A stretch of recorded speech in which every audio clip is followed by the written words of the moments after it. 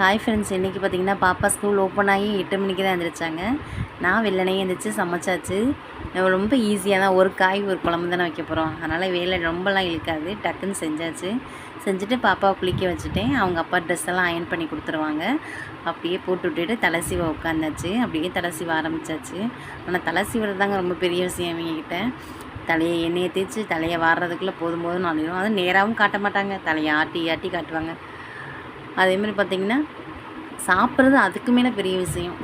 இவங்களோட சாப்பிட வைக்கிறதுக்கே காலைல டீ குடித்தாங்கன்னா சாப்பிட மாட்டாங்க, சாப்பிட்டா டீ குடிக்க மாட்டாங்க. அதனால் என்ன பண்ணுறது, நீ டீ குடிக்கலனா கூட பரவாயில்ல, கொஞ்சம் சாப்பிட்டு போயிருன்னு சொல்லிட்டு தோசையாக இருந்தால் ஒரு தோசை ஊற்றி கொடுத்துருவேன். சாப்பாடுனா கொஞ்சமாக வச்சு கொடுத்தோன்னே சாப்பாடு அவங்க அப்பா தான் ஊட்டி விடுவாங்க. இன்றைக்கி பார்த்திங்கன்னா நான் வெள்ளைப்பூடு புளிக்குழம்பு தான் வச்சுருந்தேன். அப்படியே சரி பாப்பாவுக்கு சாதம் கட்டிடுவோம் டிஃபனுக்கு அப்படின்னு சொல்லி கட்டிட்டு கேரட்டும் முட்டைக்கோஸ் பொரியல் பண்ணியிருந்தேன். பாப்பாவுக்கு பிடிச்சிருந்துச்சு. மத்தியானத்துக்கு அதான் கொடுத்து விட்டேன். எனக்கும் சேம் அதே தான் மத்தியானத்துக்கு. நல்லா குழம்பு, நல்லா கொஞ்சம் உரப்புலாம் இல்லை, பரவாயில்லாமல் தான் இருந்தது.